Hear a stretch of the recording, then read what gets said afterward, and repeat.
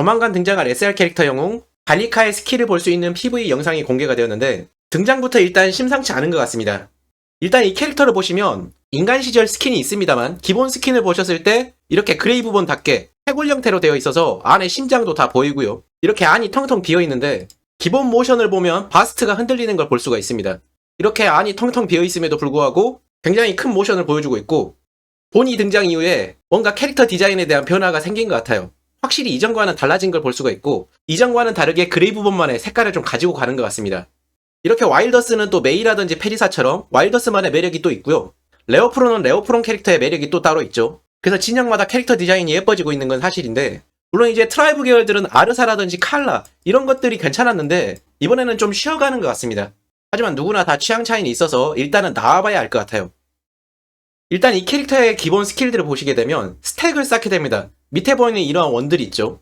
이런 것들이 이제 스킬을 통해서 이렇게 스택을 쌓게 되는데 1번 스킬을 통해서 데미지를 주고 적을 넘어뜨리기도 하고요. 그런데 이제 기본적인 이런 스킬보다 저는 이 궁극기가 좀 기대가 되는 게 있어요. 일정 스택 중첩 시에 적은 일정 시간 동안 패닉 상태에 빠져서 급속이 감소하기도 하고 무엇보다 중요한 건 여기서 이제 발리카가 궁을 썼을 때 목표 최대 HP에 기반한 고정 데미지를 2회 입히고 있어서 이게 굉장히 크게 다가올 수도 있을 것 같습니다.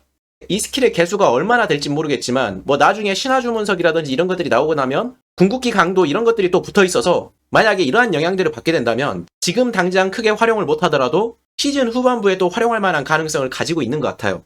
그래서 일단은 기획한 의도대로 꿈세계에서는 어느 정도 기대해볼 만하고요.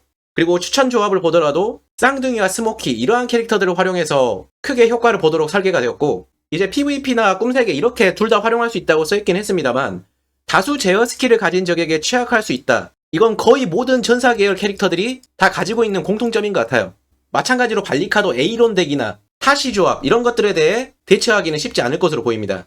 그래서 PVP보다는 오히려 꿈세계에서 쓰지 않을까 이렇게 기대가 되고 있는데 사실 지금 꿈세계 멤버들이 너무나 이제 서포터들이 강력해서 여기를 뚫고 가기는 상당히 쉽지 않을 것 같습니다. 칼라, 스모키, 소니아, 쌍둥이 이런 캐릭터들을 밀고 들어가기는 쉽지 않을 것 같고 그래서 만약에 밀고 들어가게 된다면 기존에 있었던 샤키르 자리라든지 지금 있는 플루스토 자리 이 정도까지만 좀 노려볼 수가 있는데 뭐 완전히 다 자리를 뺏진 못하더라도 꿈세계에서 이제 한두 군데만 쓰더라도 충분히 뽑을 만한 가치가 있는 캐릭터라고 생각이 듭니다.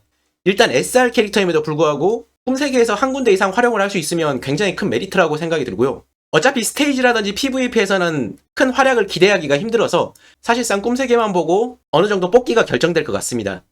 그리고 소소하게 전투가 끝날 때까지 근처에 있는 아군의 공격 속도를 높여주기도 하고 이건 이제 꿈세계에 들어가게 되면 소니아가 이 영향을 받을 수도 있을 것 같아요. 이제 급속 감소 자체는 꿈세계에서 전혀 의미가 없긴 한데 궁극기의 고정 피해가 상당히 기대가 되고 있습니다.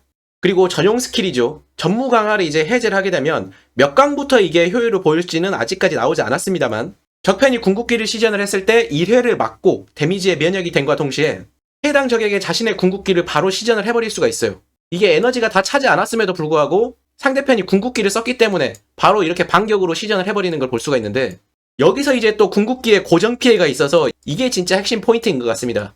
해당 궁극기는 발리카의 에너지도 소모하지 않고 적에게 중첩된 패닉을 소모하지 않아서 이제 쿨타임만 돌아온다면 즉각적으로 자신의 에너지가 꽉 차 있기 때문에 다음 궁을 활용을 할 수가 있게 되고 궁극기를 사용하는 동안은 제어 면역도 있어서 요즘같이 꿈세계에서 보스들이 군중 제어를 많이 거는 경우도 없었기 때문에 굉장히 잘 사용할 수 있을 것만 같은 느낌이 들어요.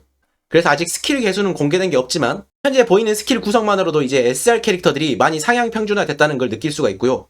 이게 무소가금 유저분들은 피거 캐릭터에서 챔피언 플러스 하나를 만들려면 어느 정도 쉬어가는 구간이 있어야 되는데 연속적으로 이제 본이부터 계속 뽑다 보니까 다이아가 좀 부족하신 경우도 있을 겁니다. 그래서 이 부분이 좀 걱정되기도 하고 근데 이제 나왔는데 꿈세계에서 쓰인다면 어떻게 해서든지 다이아 끌어와서 또 뽑아야겠죠.